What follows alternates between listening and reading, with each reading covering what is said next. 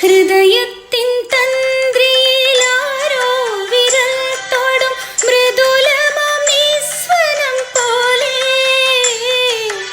ഇലകളിൽ ജലഗണമിട്ടു വീഴും പോലെ ഉയിരിൽ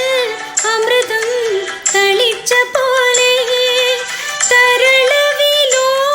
നിൻ കാലൊച്ച കേട്ടു ഞാൻ അറിയാതെ കോരിത്തരിച്ചുപോയി അറിയാതെ കോരിത്തരിച്ചുപോയി വാതിൽ പഴുതിയിലോടെൻ മുന്നിൽ കുങ്കുമം വാരി വിതറും ത്രിസന്ധ്യ പോകേ